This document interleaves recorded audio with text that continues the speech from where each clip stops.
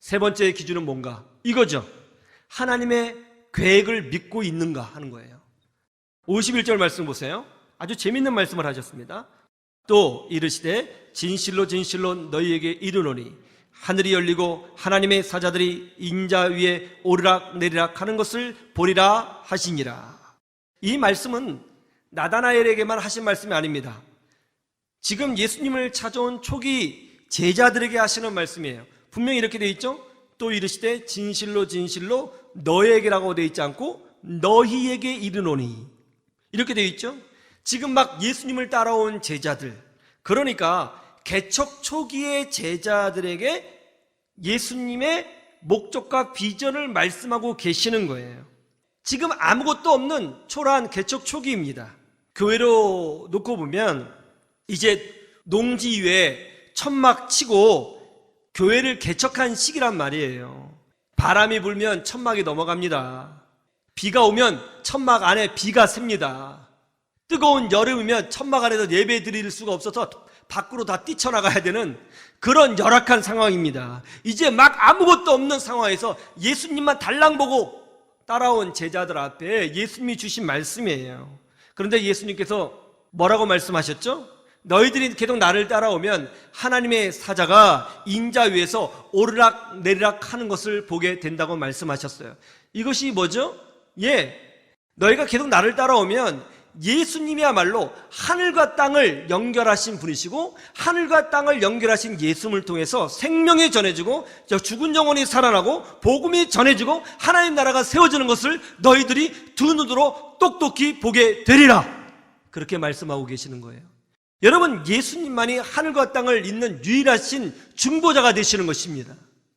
예수 그리스도 안에서 하늘 영광을 누릴 수가 있고요, 예수 그리스도 안에서 하늘의 구원을 맛볼 수 있고, 예수 그리스도의 십자가로 용서를 경험하고, 예수 그리스도의 보혈의 피로 새로움을 경험하고, 예수 그리스도의 능력으로 치유를 경험하고, 예수 그리스도의 보혈로 천국을 경험하게 되는 줄로 믿으시기를 주님의 이름으로 축원합니다.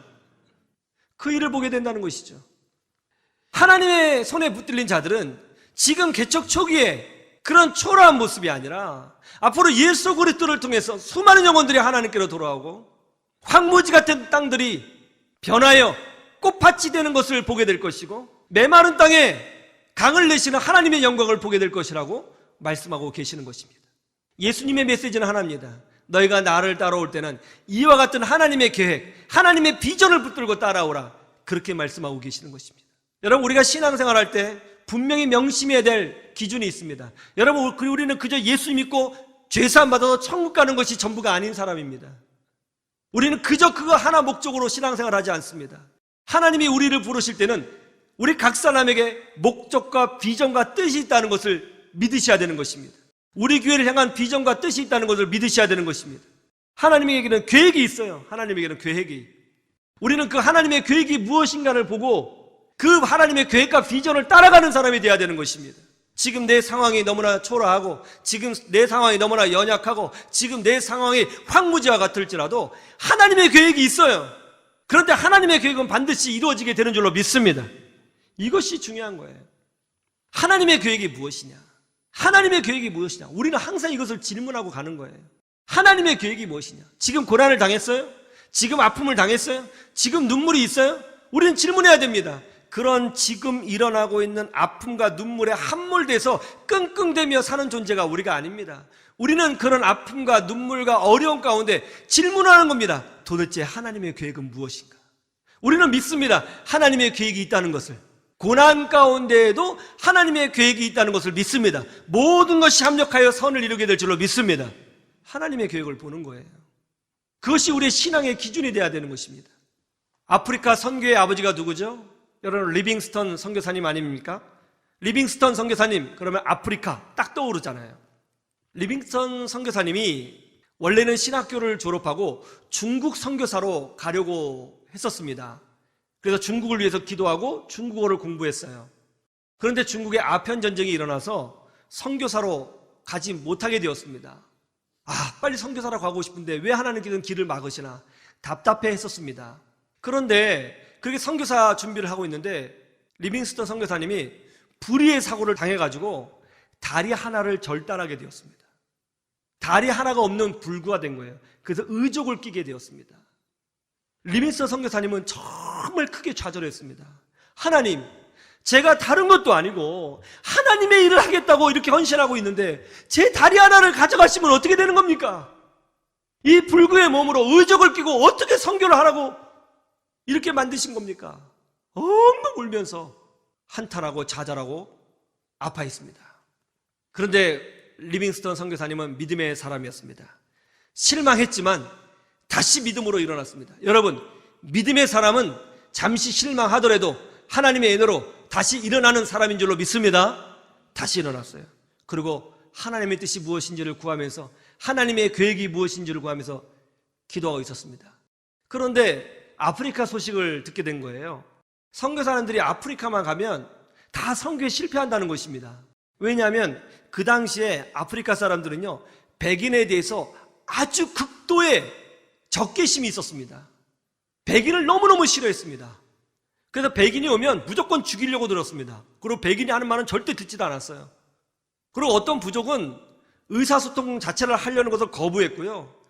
같은 아프리카 사람이라도 자기 부족 안으로 들어오는 것을 극도로 경계했고요. 들어오면 무조건 죽이는 부족도 있었습니다. 그래서 아프리카로 선교를 떠나신 분들이 족족 실패하고 돌아오는 거예요. 그걸 보고 리빙스턴 선교사님이 결단했습니다. 주님, 제가 가겠습니다. 저를 보내주십시오. 그래서 이제 아프리카 지역으로 리빙스턴 선교사님이 들어가게 된 것입니다. 중앙 아프리카 쪽을 지나가고 있었는데요, 한 부족을 만났는데 이 부족이 리빙스턴 선교사님 선교팀을 보고 다짜고짜 무조건 잡아가지고 죽이려고 했습니다. 아무리 대화를 시도하려고 해도 대화를 거부했고 어떤 말을 해도 듣지 않았습니다. 무조건 죽여야 된다고 하면서 죽이려고 했어요. 그리고 리빙스턴 선교사님 일행을 죽이려고 불을 피워놨습니다. 리빙스턴 선교사님이 너무 두려웠습니다. 이제 선교 막 하려고 하는데 죽게 됐잖아요. 하나님께 간절히 기도했어요. 하나님, 이제 선교를 막 시작하는데 제가 여기서 죽으면 어떡합니까? 하나님 살려주십시오. 지금 이 상황에서는 하나님의 은혜가 아니면 방법이 없습니다. 하나님 도와주십시오. 막 기도를 하는데 마음속에서 성령의 음성이 들렸어요. 사랑하는 아들아, 내 발을 떼어 불 위에 던지라. 그래가지고 리빙스턴 선교사님 막 몸을 비틀어가지고 그 의족을 빼가지고 불 위로 탁 던져버렸어요. 그러니까 이 의족이 고무재질이지 않습니까? 불이 확 일어나는 겁니다.